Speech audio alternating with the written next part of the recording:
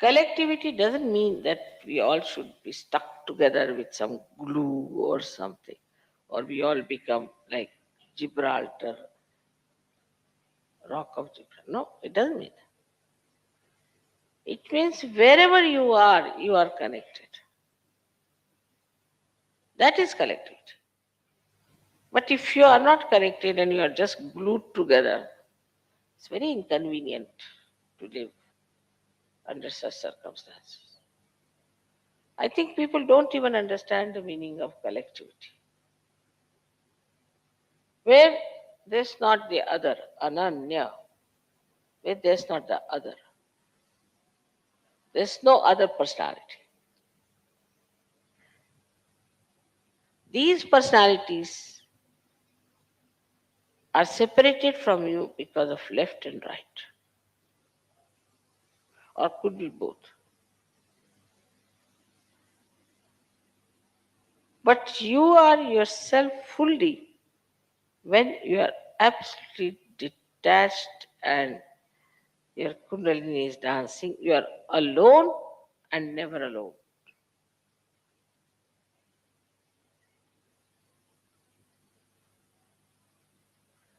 This oneness with the whole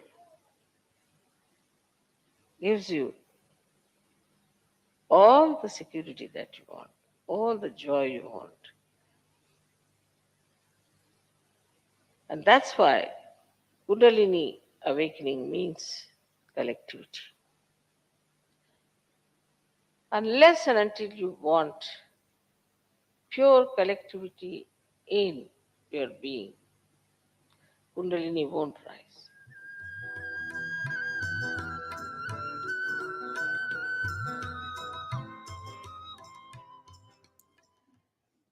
So now, let us see how do we uh,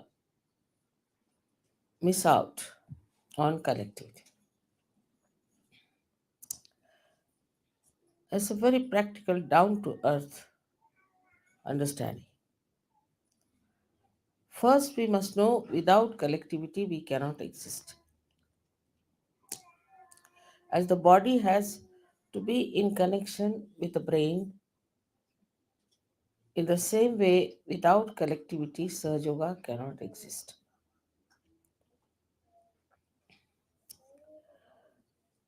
Once you understand that, then you have to work it out that collectivity is absolutely established within and without. I do not know what thing comes first in the human mind about another person. But the first thing is that these are your real relations, and nobody else are your relations. These children are your children, and these men are your brothers, and these ladies are your sisters, and we are one big family together. We are part and parcel of one body.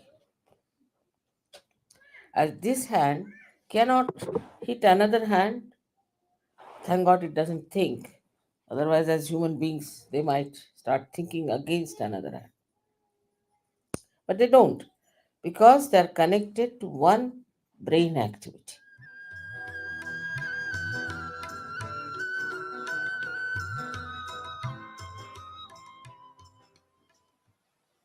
So we can see that when we ascend in the collective consciousness and we have collective living, collective meeting,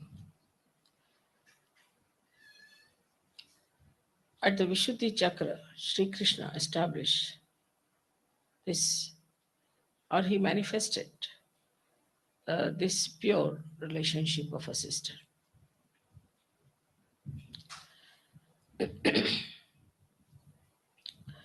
In a collective life that we have, in the ashram where we live, where we move about at Sajogir, if we do not have this basic principle within us, there will be a chaos. complete chaos. Once this purity of relationship is established, that apart from my wife, all the rest are my sisters or mothers,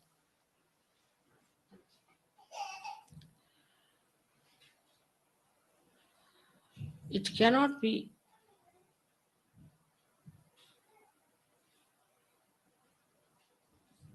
a proper society. And the chaos of the social system of America is because they have no sense of pure relationships. Once you call somebody a sister, she's a sister. And once you call somebody a brother, she's a brother. It's not only that you should be born of the same parents, it's not necessary.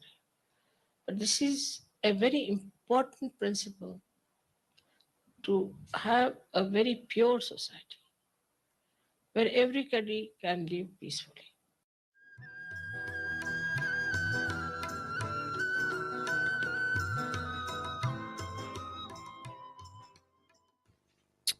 Think of the tree which is, say, in a turmoil or during earthquake. It won't grow. When the earthquake stops, everything becomes quiet, everything is peaceful, then only the tree can grow. In the same way, our growth can only take place if we are peaceful within ourselves. So, for a Kundalini growing wider and wider and rising higher and higher, first thing is we must have peace within ourselves. But this peace is possible if you can make really peace with others. If you cannot make peace with others who are in Sajoga, who are in the collective, if you are in a turmoil, this Kundalini can never rise. That is why collectivity is so important. Without collectivity, your Vishuddhi cannot open. And without collectivity, you cannot have the growth of your spirituality. If the growth of the spirituality, as they say, the tree of life is upside down and the roots are in the brain. And this Kundalini has to go and water that brain as we water the roots. Then it starts flowing downward. And that's how we start expanding.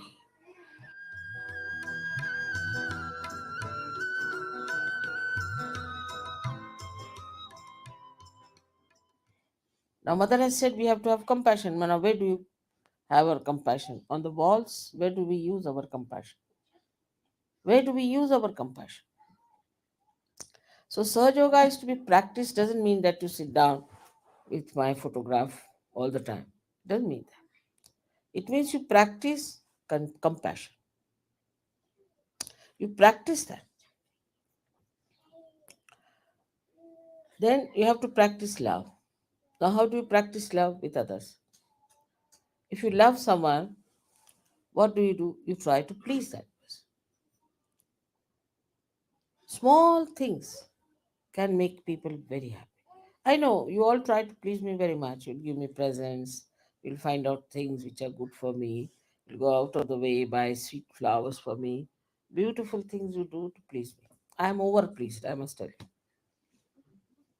But I'm more pleased, much more pleased if you understand collectivity and try to please each other. So now the practice love, where do you practice? Ask you a question. Where do I practice love? What do I love? Love our house, we love our photographs, our decorations, everything. But do I practice this love on my wife or on my uh, husband or on other surgeries?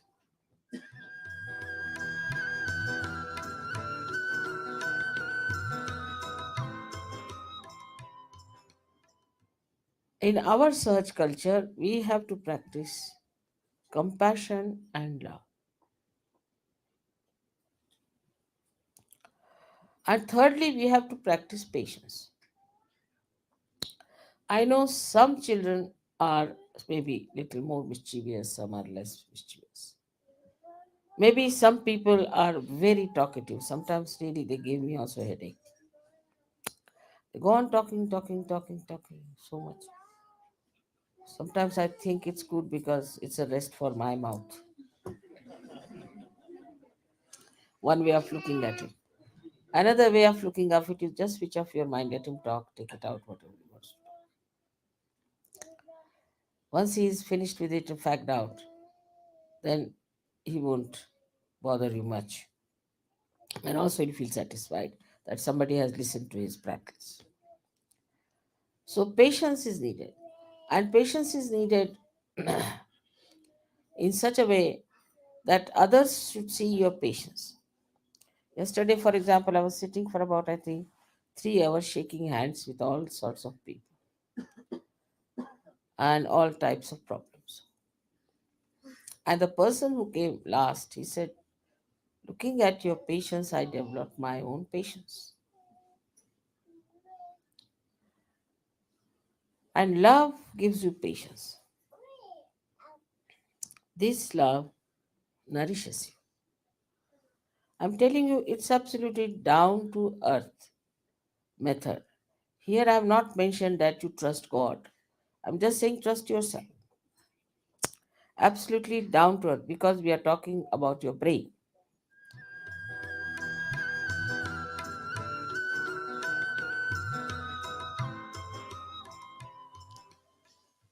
So today's understanding should be that we all should become collective from inside. We should not grudge or grumble about it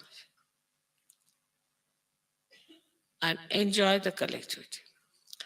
But the second side of collectivity is this, that do not try to exploit the collectivity. Otherwise, you'll be in trouble. Like I've seen some people don't know how to use their bathrooms. When you are collective, you have to be respecting the collectivity of others. By your presence, another person should not by any chance suffer or should not feel in any way insulted or inconvenienced. So when you are in the collective, it should be such that another person should enjoy your company, enjoy your being there. That's something where there is no problem.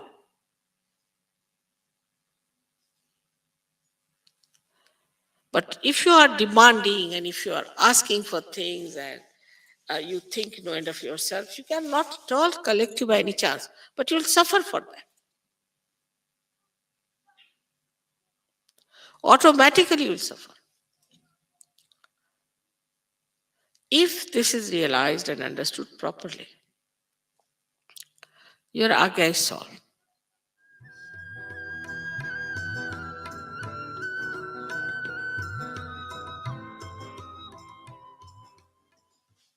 Like anger.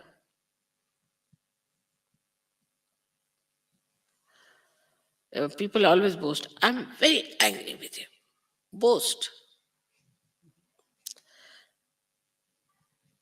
But just make that anger into forgiveness.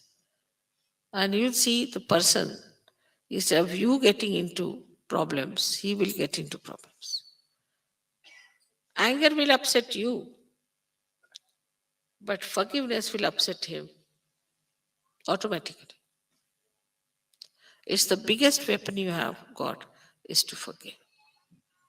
And this is shown in Buddha's character throughout. Now we have been saying that we have to forgive everyone. But we don't practice that.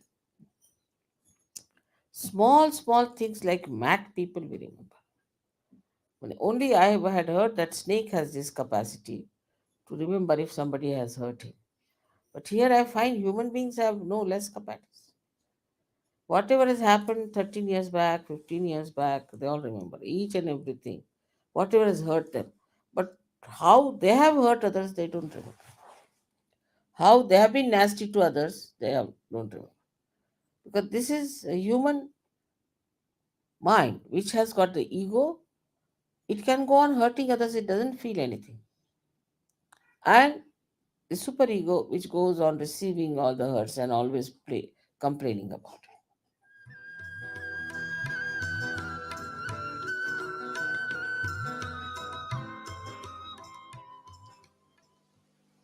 Don't criticize the collectivity till I myself find it out and I'll put it right. Keep to the collectivity wisely and earnestly and try to keep the collectivity together. Try to help to keep the people collective, to enjoy together. Don't criticize each other. Only criticize yourself if you are in the habit of criticism. Better criticize yourself is better because these are habits also. People, especially I've seen people in the West, they react to everything. If they see this carpet, oh, I don't like it.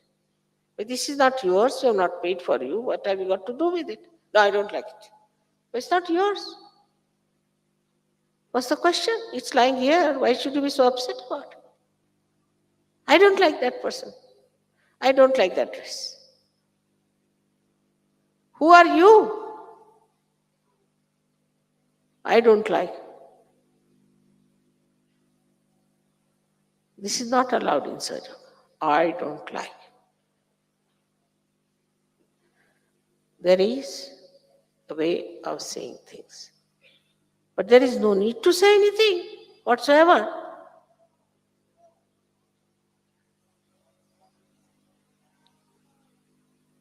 So all this kind of bumptiousness and showing off is against collectivity.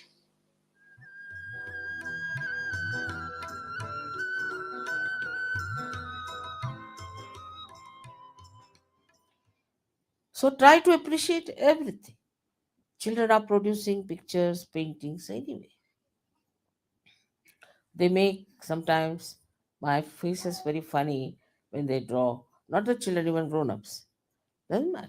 I appreciate it. It's very good, wonderful, very nice. To encourage that person. So criticism should go out of our mind, but appreciation should be practiced. Appreciation of others' children, appreciation of other people is very important. But that doesn't mean that you appreciate all others and torture your wife or torture your husband. That also is an imbalance. First responsibility is your family, but you should appreciate others. And this comes when you have no jealousies about anyone. This jealousy, I don't know from where it comes. I don't know this quality of jealousy, why there is jealousy. So, also, if you have jealousy, you have to use it for the right purpose. And what is the right purpose is that you should be jealous of a person who is spiritually higher than you. And you practice it that you become better. If jealousy is for competition, then you compete with a person who is more compassionate, more loving, more sacrificing, more patient. So this competition becomes a very healthy competition and the collectivity becomes very nourished.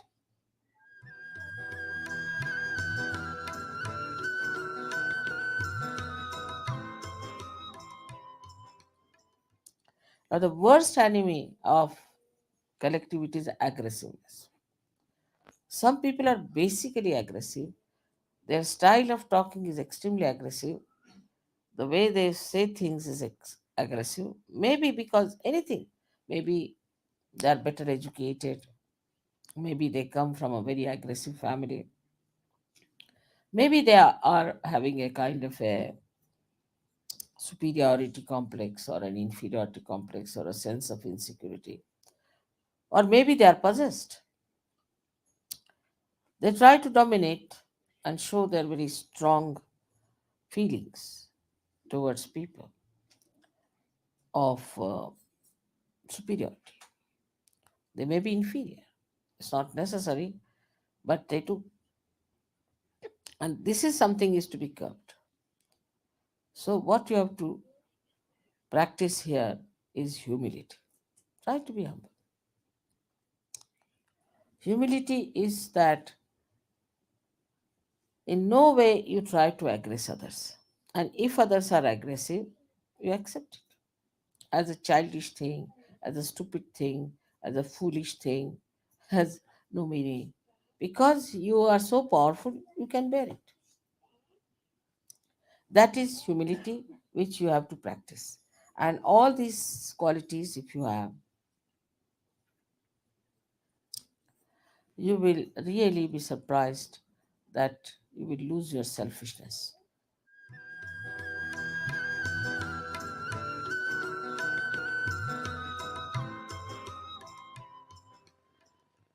Only way to grow is to be collective. There's no other way out. If people think that by staying away from ashrams, alone living somewhere, they will achieve much, that's not the way Sahaja Yoga is meant. Formerly, people used to go to Himalayas, and most of them were separated, and only one or two persons were chosen for spiritual growth. Here it is not question of spiritual growth. It's a question of your collectivity growing in you. That is how you become a person who is collective, who enjoys collective, who works on collective, and lives with collective. Such a person develops new kind of powers. And these powers are such that they are very subtle, but they penetrate into any molecule, atom, or human beings anywhere. And their penetration is only possible if you have a temperament which is collective. Without being fully collective, you cannot achieve that height which is very necessary today for Sahaja.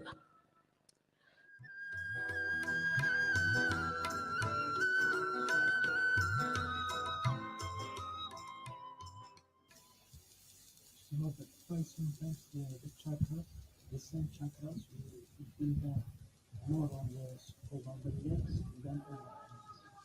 Its integration is not there, that's why. You have to attend collective. You have to become more collective. The body has to be collective. The thing is, if you are not a collective person, then sometimes you'll feel them on the legs, sometimes on the heart, sometimes in the head. That's not a good thing. You should try to become more collective, should meet more people, take more interest. You see, the body of yours won't work out efficiently unless and until you use it. Because individually, you see, if you work out, it will not develop collectively. Because where are you using it? You are correcting yourself to give it to others. And if you don't give it, if you do not work it out in a collective way, there's no circulation.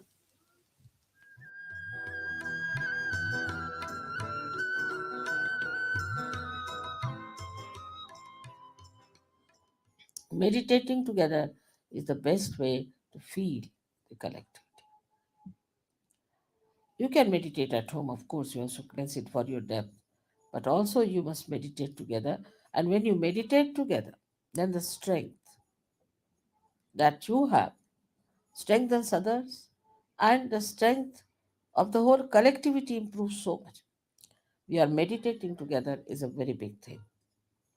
Everyone has to understand that Whenever you get time, you find out in the morning times, for example, we'll go to the ashram and meditate. Say Sunday morning, we'll just go and meditate in the ashram. Just for meditation, you have to come. Meditate and go away. Because I reside in this ashram. I'm here. So leave your homes, come here and meditate. Meditation will help you a lot. Wherever you are together, I'm with you. But when you are away from each other, I'm not with you.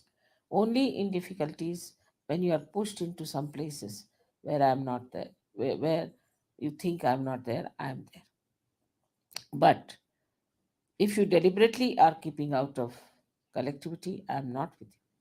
So try to grow your collectivity, otherwise, you cannot go deep into your own depths. You cannot become a great Sajogi. You cannot really be called a Sajogi. Those who have a sense of collectivity can only become that.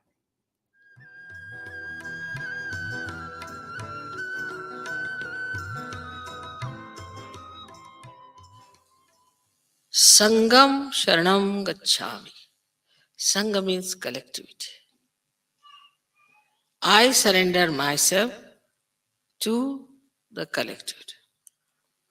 So here, in complete awareness, I mean, you cannot be mesmerized. If you are mesmerized, then you can live whatever way you like. But in complete awareness and full understanding, we have to become collective. But once you are without ego, means you have surrendered yourself. No one can cheat you. Can you understand that? No one can cheat you because there is some higher force which is looking after. This is the way we should understand Buddha. This is, we should know our Buddha qualities. This is how our ego can be dissolved.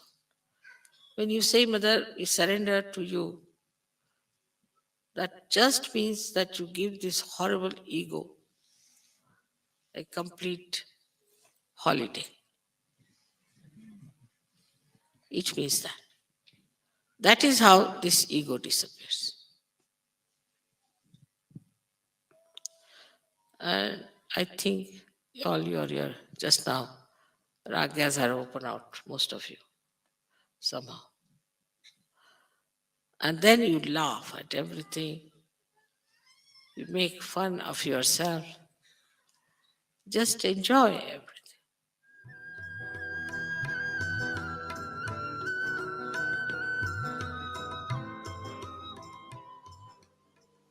Last but not the least, one must understand that as all the seven chakras I'm working on are in a collective way held by me, by Virata, the quality of Viratangana is that she creates this universal awareness within us, the collectivity. And if you do not realize that in modern times we are in a spiritual path in a collective way only,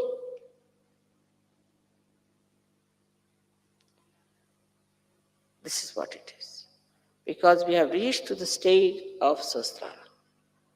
And here we have to have a collective working only, there's no other way out. This is the most important point we must know. If we cannot be collective because of anything, jealousy maybe, inferiority complex, maybe anything which is coming from behind, like a worm crawling up, then know that something wrong with you, nothing wrong with the collectivity. I hope you'll understand my vision and you'll stand by me. You'll come up to that. I depend on you entirely for my vision. We have to change this whole world into a beautiful place. For that, not much sacrifice is needed. You are already blessed. You don't have to do much. Only thing is keep your attention on the source of power. May God bless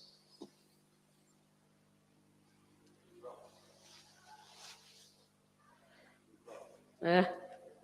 Thank you. Patya says we promise. We all say that.